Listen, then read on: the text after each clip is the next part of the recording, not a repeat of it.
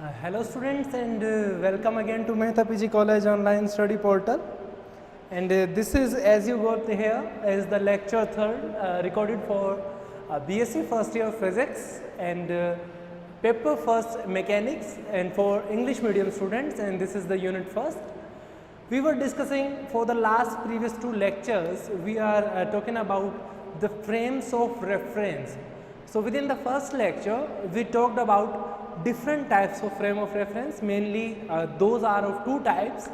The first one is the inertial frame of reference, and then we talked about the non-inertial frames of reference. If you want to go through this lecture and if you think that this lecture should be beneficial for you, then I recommend you that you must go and watch the lecture first and lecture second, and then the lecture third will be pretty much more beneficial and much understandable for you. So let's start with the video. So if you remember that we have talked about two types of reference frame mainly. First one is the inertial frame of reference. The inertial one is the frame of reference in which the law of inertia or the Newton's first law of motion are obeyed. And then the second one, which was the non-inertial frame of reference, the frame of reference in which the Newton's first law of motion or the law of inertia is not obeyed. Okay, so these are two main types. So let's begin with the topic. If you got from the board that we are talking about the Galilean transformation equations. Well, all of you are familiar with the transformation equations. We have talked in the second lecture. So if you want to go through this lecture properly, then I think the second lecture will be more helpful for you to understand this lecture first. So this time we will talking about the Galilean transformation. But before starting with the Galilean transformation, I would like you to recap some options from some questions or some explanation or concepts from the second lecture, saying the coordinate transformation. There was a term we have discussed in the second lecture. In the second lecture, we have talked about the coordinate transformations.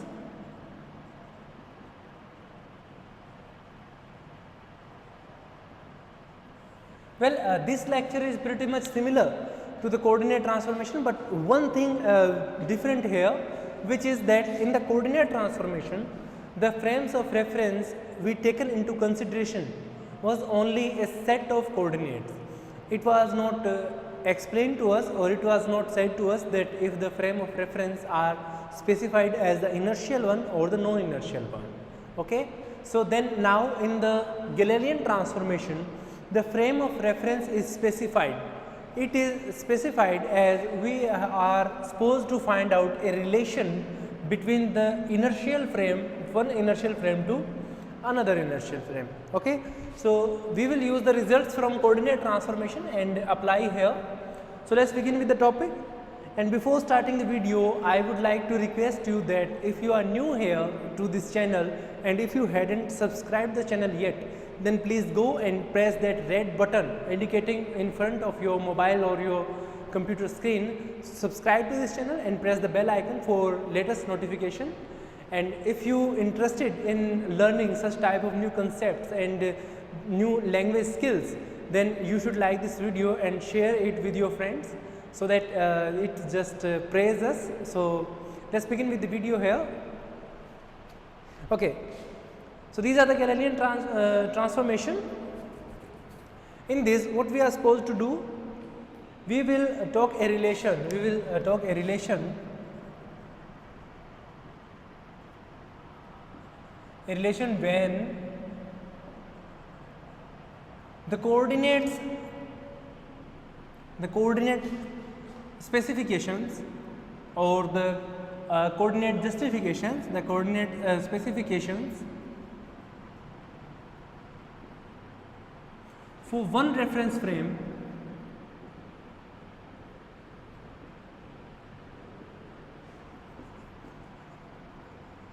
for one reference frame are given,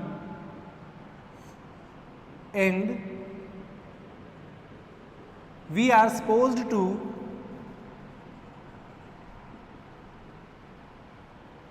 meet up with the coordinate explanations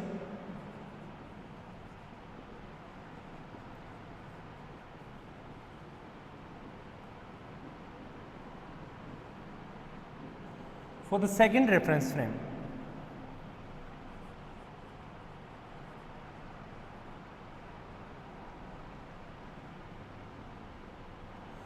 This is what should be discussed within this video. So we are given to the transformation of position, and then we will relate it with all those frames.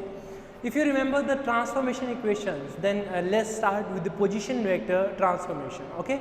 So for every reference frame, let's consider a reference frame of coordinate saying the x coordinate, the y coordinate, and the z axis. All these axes are there, and unit vector associated with them, saying that let's say for the x axis the unit vector associated is I cap, and for the y axis say the unit vector associated which is j cap, and for the z axis the unit vector associated you can say which is the k cap, and all these unit vectors are associated and giving the directions for all these axial representation, saying the x axis, the y axis, or the z axis. So what should be the value of displacement vector? So the displacement vector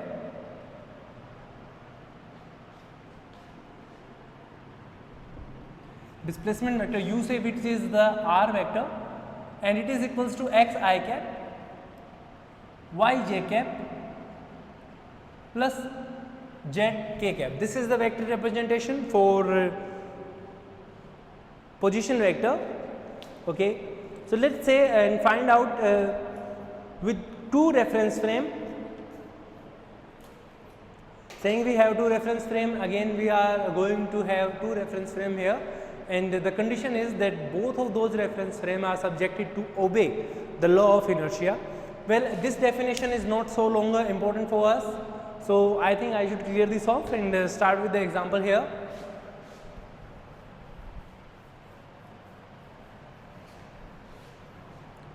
Okay, so listen, we are supposed to draw two reference frames here.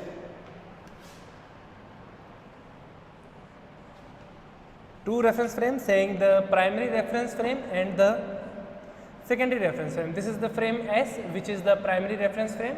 So then now we are subjected to draw our secondary reference frame here, which is the frame S dash by means somewhere say somewhat here. This is the x dash axis, y dash axis, and the z dash axis, and this is the origin O dash, and this is the frame S dash here. Okay. So now we are specify the position of any point here, saying let's say that the position of any point P is here.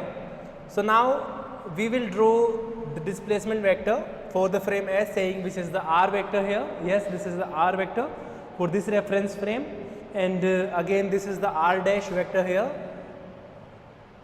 Well, this is the r dash vector.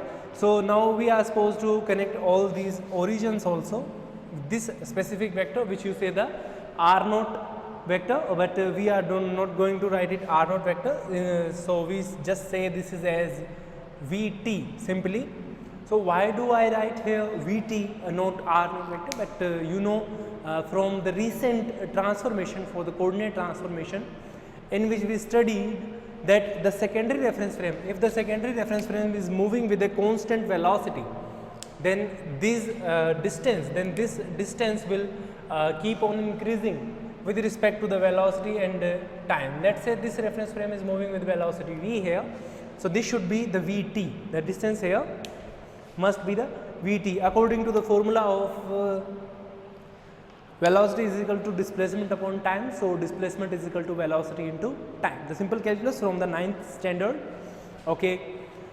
So what we are supposed to consider? We are supposed to consider that these two reference frames here initially are coincided. Initially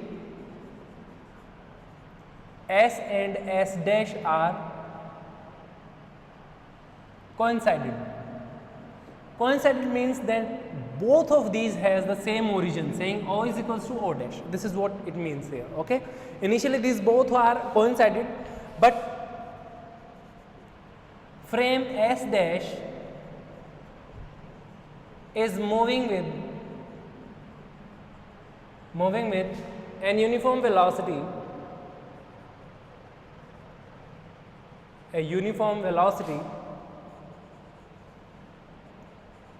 say v vector. Okay, so in time t the displacement will be vt. This is simple. In time t the displacement will be vt. So this is what it is. So let's find out the value of this is the r vector. Say this is actually the op vector. So what should be the value of O dash p vector? Let's say this is the r dash vector. You can say it is x dash I cap plus y dash j cap plus z dash k cap, because unit vector remains the same. They will not vary according to here. Okay, so these are the vector representation. Okay, let's say this is equation 1 and this is equation 2. So what should be the value of OP vector here? If you remember the coordinate transformation, then you know the displacement transformation. In the displacement transformation, this r vector is represented as the sum of this particular quantity and this one here. Okay, so we will summing up all these quantities, because if we think that the distances are infinitesimal, then we can say that OP vector must be equals to O dash P vector plus O dash vector. Okay, O dash vector. This you say this is the equation 3, and now using the values here, what we have r vector is equals to r dash vector plus vt. We should be written in vector form. Yes, we shall be written in the vector form. Proceeding it further, we find out that r dash vector is equals to r vector minus this vt. Let's say this is equation 4 for our reference. Yes, this is equation 4. This is the Galilean transformation equation for position vector. This one is the Galilean transformation equation for. Equation 4 is the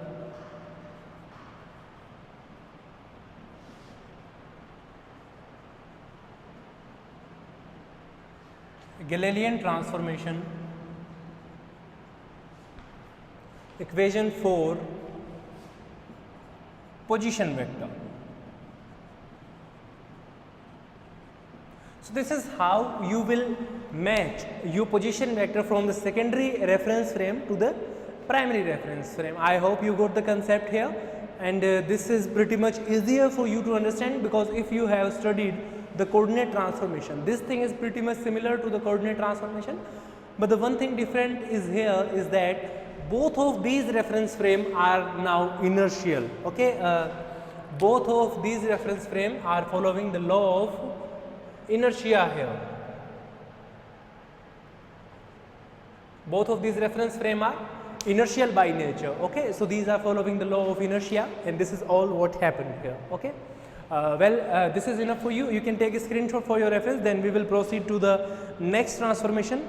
As you can say, this one will be the velocity transformation equation here.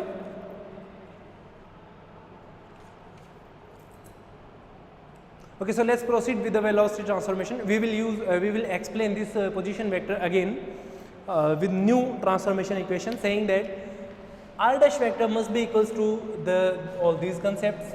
Okay, this is equals to this, and r vector will be equals to this. So certainly velocity vector v must have some components in the x direction, in the y direction, and maybe some components in the z direction too. So let's find out what kind of components are in there. If you say that velocity vector v is a velocity vector, then you can say that this could be I cap vx, j cap vy, k cap vz. Okay, so this could have some components here. So writing equation 4, but not writing, but rewriting equation 4 in component form, what do we have? we will have the components along the I cap vector direction, the j cap unit vector direction, and the k cap unit vector direction. So let's say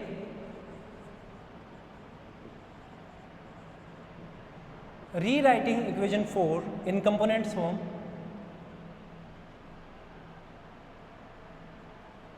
Equation 4 in component form.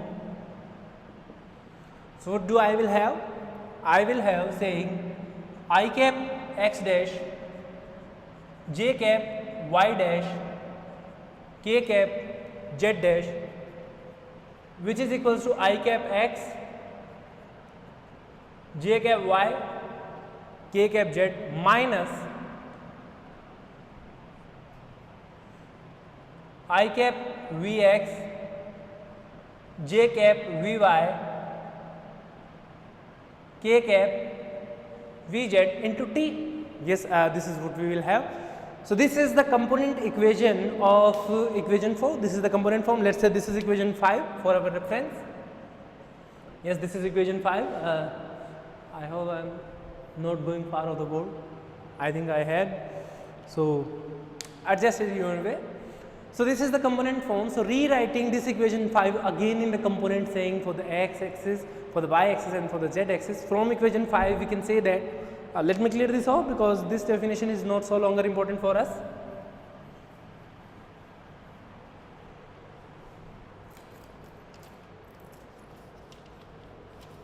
So now what we will do, we will compare the coefficients of I cap, the coefficients of j cap, and the coefficients of k cap. Let's say comparing the coefficients.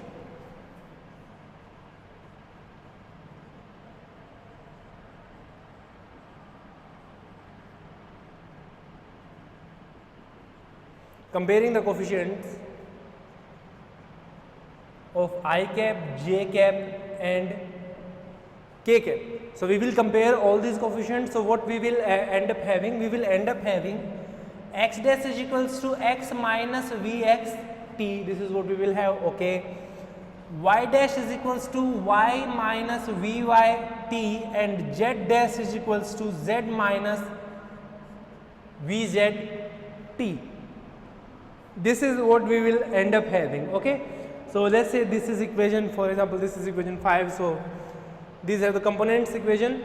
Let's say this is equation 6 for our reference. So this is what we will end up having. So these are the real real position transformation, not the positive, sorry for my words. This is the position transformation equations which you are supposed to drive out. Okay. I hope that you can do this pretty much simpler as I did it, because I had book in front of me, but you won't have in your examination. That's pretty much a kind of joke. So this is what you are supposed to come up with. I hope that you understand the concept, and if you learn the concept pretty much well, then let me be aside. You can take a screenshot for your reference, and then we will proceed further.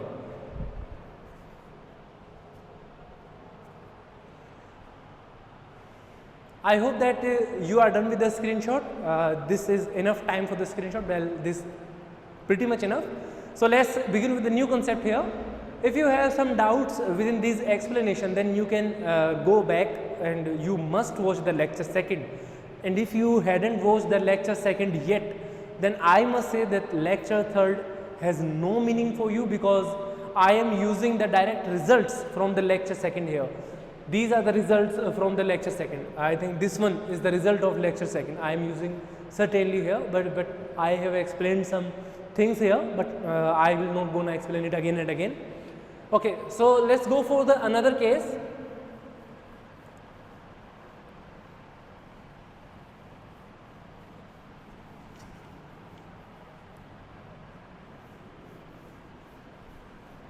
You know what, these components, saying the x component you have derived here, the y component you have derived here, and the z component you have derived here, you can calculate the velocity components also, saying the velocity component for the x direction, for the x axis, sorry, and for the y axis, and similarly for the z axis. Okay.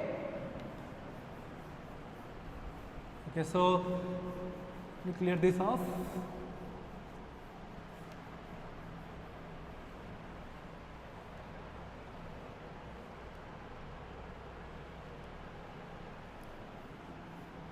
So let's see what do we got here.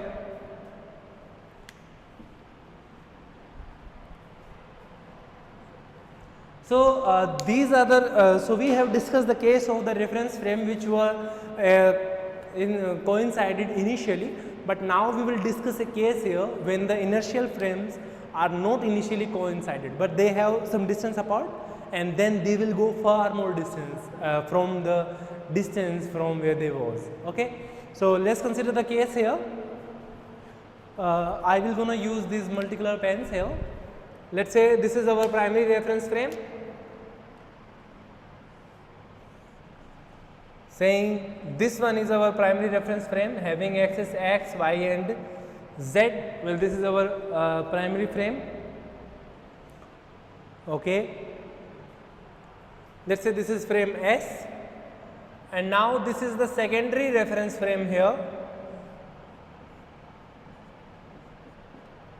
Coordinates having x dash, y dash, z dash, and the frame should be termed as S dash and the origin as O dash. Well, this is not O dash, but it says that it is O naught dash. Why it is the O naught here? Because this is representing the initial position here. Okay, so this is the initial position of our frame, and again one more frame above there which has the position coordinate changing with respect to the initial frame, saying this is the final position at the instant when we are talking about it. Well, these axes should be the similar x dash, y dash, z dash, but the origin is O dash here, only the O dash, and the frame is again the S dash. This is S naught dash is the initial condition of the frame S dash here. Okay, well, the figure has some complications in your textbook, but this is the real figure which you are subjected to drive out.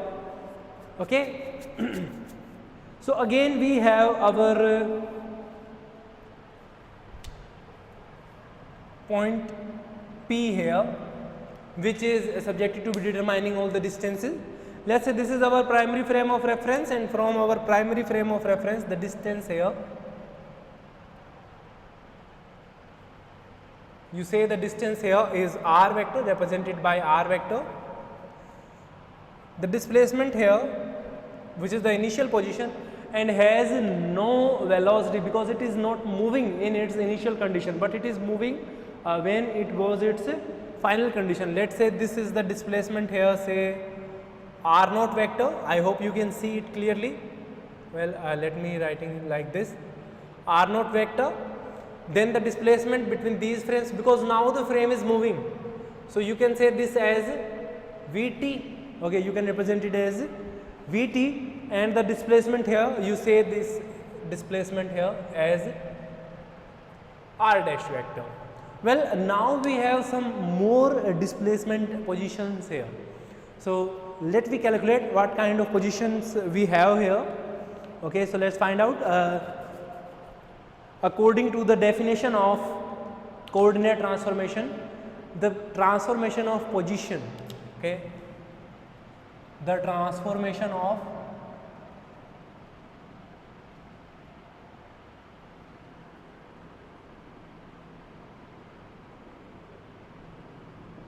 so let's find out the transformation of position. This whole length, if you consider all this system, all this particular system here, this particular system as infinitesimally small, then these curves can be considered as a straight line, and the whole distance nearly equals to the regular distance from the frame S. If you remember all these frames that as I mentioned, sorry, I should mark here, this is our primary frame of reference. This is the initial state of our secondary frame of reference, and this is the state of our secondary frame of reference after time t. Let's say this is after time t, and this is when time t is equals to 0. These are two conditions, and this is our primary frame of reference. So our primary frame of reference doesn't mean anything here. Okay, so our frame is keeps on moving because all of these frames are following the law of inertia for sure. Yes, all of these frames are following law of inertia, and all of these frames are inertial by nature. So let's come up to the topic, the transformation of position. So according to the transformation of positions, r vector should be equals to r naught vector plus vt plus r dash vector. This is, let's say this is the equation 1 here. Okay, well, this is equation 1. Okay, this is r vector which is equals to r naught vector, r dash vector or v t vector. So what should be the value of r dash vector? This is the point which we are subjected to find out. R dash vector is equals to r vector minus r naught vector again minus v vector t. This is equation 2. Well, this is the equation which we are supposed to find out our results, and we will prove our results using this equation. Well, you know r naught do not go through certain points saying the x naught, y naught or z naught for the components along unit vectors I cap, j cap and k cap. But Vx also have the component saying the Vx, Vy and Vz, and r vector has the component saying x, y and z, and r dash vector has the x dash, y dash and z dash. Well, we are going to use all those components equations here.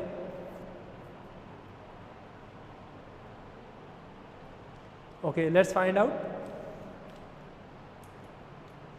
This is the transformation equation. When all of these frames are not initially coincided. Okay, all of these frames are not initially coincided. Well, if we found this equation, so what we can have? We will have the components forms like as r dash vector saying as x dash I cap, y dash j cap, z dash k cap is equals to x I cap, y j cap plus z k cap. This is again minus. Okay, this is negative points here. Well, you can consider r naught as negative or positive. That doesn't mean so long. Saying this as components I cap, x naught, j cap, y naught, k cap, z naught minus Vx I cap, Vy j cap, Vz k cap and t. So comparing the coefficients,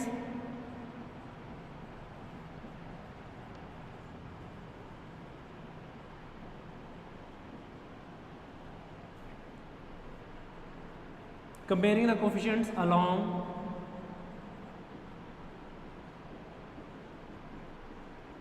I cap, j cap and k cap. So what it will be? X dash is equals to x minus x naught minus Vx t, y dash is equals to y minus y naught minus Vy t, and z dash is equals to z minus z naught minus Vz t. This is what you are subjected to come up with. I hope this one is pretty much easier for you, because if you remember the recent result which we have discussed, so this is pretty much similar to that. I hope that you can drive it pretty much easier as that of the previous result. You can take a screenshot for your reference, then we will proceed further for a new example. Yes, the new example has some certain issues saying the transformations going pretty much more complicated here. I hope that you are done with the screenshot, so let me clear this off.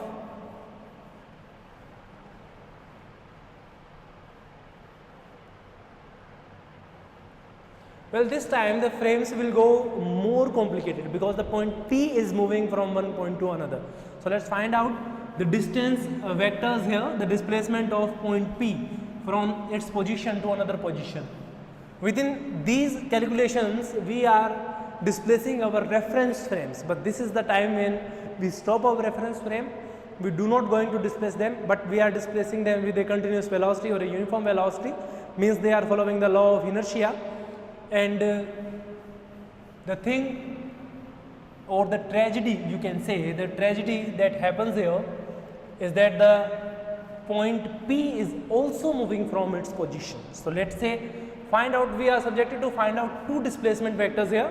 The displacement vector for the displacement of point P for both those reference frame, and again the displacement in the sense of displacement vector.